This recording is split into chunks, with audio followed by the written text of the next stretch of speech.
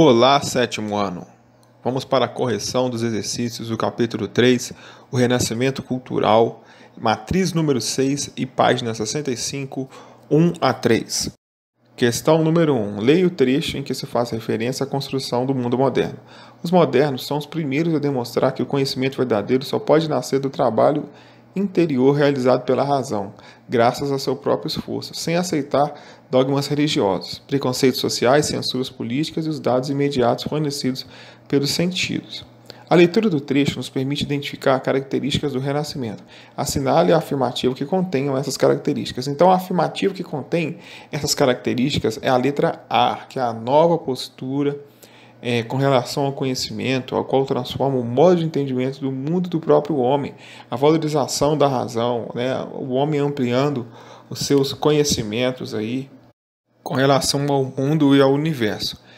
B. Por que a B está errada? Ruptura com as concepções antropocêntricas? Não, gente. Aqui nós temos uma valorização do homem, não uma ruptura, tá bom? C. Ruptura com o mundo antigo? Não. O Renascimento ele busca inspiração no mundo antigo e na cultura greco-romana, como nós estudamos. A D. Adaptações do pensamento contemplativo, aos quais reafirmam a primazia do conhecimento da natureza em relação ao homem. Não é o pensamento contemplativo aqui.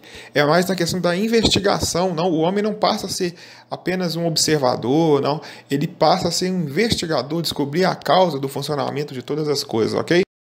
2. Explique o contexto histórico em que surgiu o humanismo na Europa. Então nós podemos citar a crise do feudalismo, né, devido às doenças como a peste negra, também às guerras, a fome, né, todos esses fatores aí que levaram à queda, né, do sistema feudal. Nós podemos citar também o surgimento da burguesia, a ampliação do comércio, as pessoas foram para as cidades, né, deixaram o campo.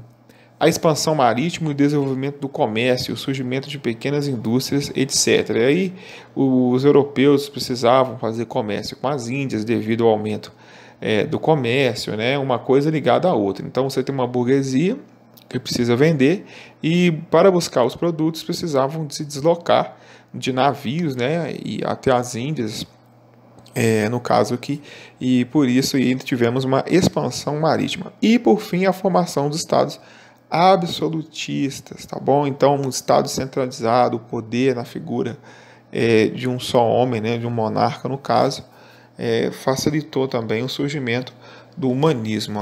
Todas essas características levaram a uma nova forma de pensar do ser humano. Questão 3. Explique as diferenças entre o pensamento teocêntrico e o pensamento antropocêntrico. Qual que é a diferença entre os dois? O teocêntrico, gente, é onde a igreja exercia uma grande influência sobre a sociedade, o seu modo de pensar. No caso aqui, o pensamento era o pensamento religioso, né, que o Deus no centro, a igreja tinha que dar todas as explicações, cabia ao ser humano somente aceitar o seu destino, ok? Já no pensamento antropocêntrico aqui, né, o homem no centro das realizações do universo, é a visão que via o ser humano em sua real humanidade desconectado da visão da igreja. Ele passa a ser o protagonista, o responsável por seus pensamentos e pelos seus atos, sem a necessidade da permissão religiosa. No caso aqui, um exemplo, se há algum problema, uma doença, tal, o homem tem que procurar pela ciência, tá? Investigar a causa e resolver a questão. Tá bom? Aí valorização da razão, aí, valorização da investigação, né? E nesse caso do homem, tá bom? Cite e explique as principais características do humanismo. Então vamos lá. Humanismo. Antropocentrismo, o homem no centro do conhecimento. Podemos citar também cientificismo e o racionalismo, valorização da ciência, como nós falamos na aula anterior. Demonstração da figura humana, suas expressões detalhadas, né, em todas as proporções. Notem que as pinturas, né, do Renascimento, elas se inspiraram aí na arte greco-romana e mostram o homem, a figura humana nas suas dimensões perfeitas, né, os traços bem detalhados, tá bom? O naturalismo, que é a valorização do mundo e também da natureza, todas as pinturas, a maior parte das pinturas do Renascimento, vocês vão ver um fundo, né, uma noção de perspectiva, a natureza, tá bom? Isso é uma exaltação, uma valorização do mundo aí. E o hedonismo, que é a valorização da vida e do prazer. Na Idade Média, lembrem-se, as pessoas viviam com medo do inferno, com medo de pecar e ir para o inferno. E se afastavam dos prazeres, tudo que era pecaminoso, tá bom? No Renascimento, não, nós já temos uma valorização da vida, do prazer, do homem se realizar aqui na Terra, tá bom? O individualismo, que valorizava a capacidade criativa de cada indivíduo, as pinturas, né, para citar um exemplo, no período da Idade Média, elas não tinham a assinatura ali do pintor. Já no período renascentista, nós vamos ter aí figuras, né, ou personagens, grandes pintores, artistas como Leonardo da Vinci, Rafael, Michelangelo, por aí vai, ok? Questão 5. Humanismo, no sentido amplo, significa valorizar o ser humano e a condição humana acima de tudo. Está relacionado com a generosidade, compaixão e preocupação em valorizar os atributos e realizações humanas. O humanismo foi um movimento intelectual iniciado na Itália no século XIV, com o Renascimento e difundido pela Europa, rompendo com a forte influência da Igreja e do pensamento religioso da Idade Média. Considerando as relações existentes entre o humanismo e o Renascimento, pode-se afirmar corretamente que a opção correta, gente, é a letra B. O humanismo buscou na antiguidade greco-romana, nós falamos já, tá, a inspiração necessária para o desenvolvimento filosófico. Tá? Então, dentro do Renascimento, nós vamos ter aí o humanismo. É uma consequência é o renascer daí da cultura greco-romana. Então, nós vamos ter aí o humanismo, que é uma forma de pensar, né, que valoriza o ser humano e separa aí o ser humano das questões religiosas, tá? Não nega a existência de Deus, mas valoriza a ciência, tá bom? A letra A, por que ela está errada? Humanismo e Renascimento foram movimentos contrários? Não pode, né, gente? Um está ligado ao outro. C, o humanismo e o iluminismo, mesmo sendo movimentos contemporâneos, se completavam e buscavam o pleno desenvolvimento do homem. Iluminismo vem depois do Renascimento, tá bom, pessoal? O humanismo está dentro do Renascimento, ali a transição do século XIV para o XV. O iluminismo já é um movimento do século XVIII. D, o humanismo foi a base filosófica para o desenvolvimento da filosofia escolástica e, graças a isso, foi responsável pelo desenvolvimento do Renascimento. Gente, a filosofia escolástica, ela significa você relacionar a ciência, a valorização aí no caso, o conhecimento humano ligado a Deus, ligado à religião.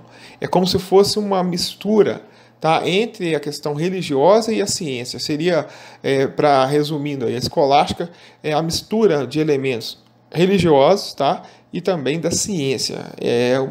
Mas ela foi feita, a escolástica, durante a Idade Média, então não foi no Renascimento, por isso que a D está errada, tá bom?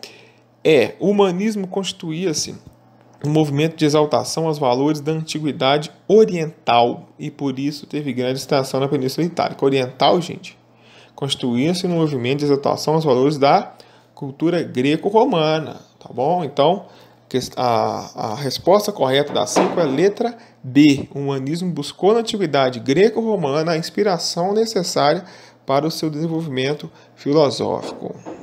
Exercícios da página 65 da apostila. O século XV é, sobretudo, aquele dos homens multifacetados. O mercador estadista florentino é a miúde também um homem versado em ambas as línguas clássicas. Os mais renomados humanistas leem para ele e seus filhos a política, a ética de Aristóteles, e mesmo as filhas da casa recebem igualmente uma elevada educação. Letra A. Identifique a cultura destacada no texto que serviu de referência para os renascentistas. Claro, gente. De novo, a cultura que serviu de referência para o Renascimento é a cultura greco-romana, tá? Tá bem destacado isso para vocês aí.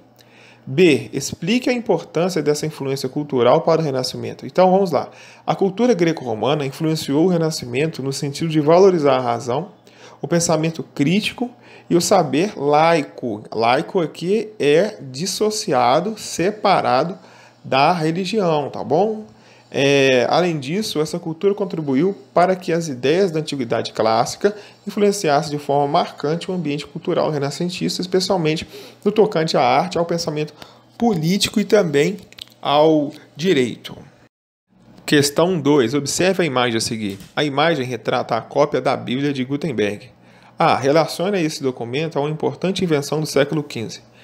Pessoal, aí é necessário relacionar a Bíblia à invenção da imprensa por Gutenberg, já que esse invento foi fundamental para difundir a Bíblia. A imprensa ela conseguia reproduzir os livros ali de uma forma muito mais rápida, muito mais eficaz do que os homens copiarem cada texto da Bíblia.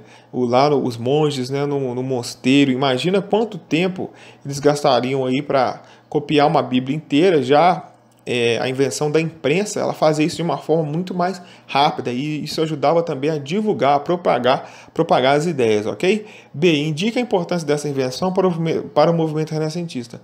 A imprensa contribuiu, então, para difundir diversas obras que se tornaram acessíveis a um número cada vez maior de pessoas, como a Bíblia traduzida de Lutero. Lutero, pessoal, ele foi um monge reformista, tá?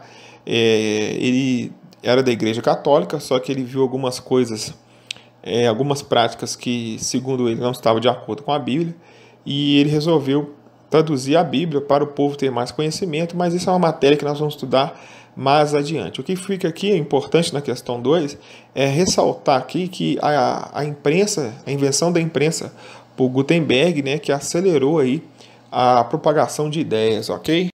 Observe a imagem a seguir. Explique como essa obra representa os novos valores emergentes a partir da Baixa Idade Média, tá bom? Então, pessoal, essa imagem, conhecida como o casal Arnolfini, do pintor holandês, foi destacado aí no ano de 1434, representa ali um casal de comerciantes. Então, como que essa obra representa os novos valores a partir ali da Baixa Idade Média, que é a transição da Idade Média para o Renascimento. Então, esse quadro, gente, ele representa um casal dentro de sua própria casa e cabe mostrar também, que a Baixa Idade Média foi o período onde houve a ascensão, o surgimento ali da burguesia. E a burguesia era um grupo social que valorizava o trabalho, o dinheiro, os negócios e a vida terrena, tá bom? Então, assim, há uma ruptura com os valores medievais, que o homem tem que se desapegar, o homem não poderia ter lucro, tudo isso era condenado pela igreja, tá bom? E essa imagem retrata aí o cotidiano, a vida da burguesia, a vida das pessoas, e vocês podem notar aí, que mostra aí o homem em seu lar, as relações familiares e também como o homem começou a tirar aí o protagonismo da religião em suas representações artísticas. Vocês não veem nessa imagem nada religioso aí, mas sim das pessoas, aí um certo hedonismo aí, que é a valorização, a realização do homem aqui na Terra, beleza?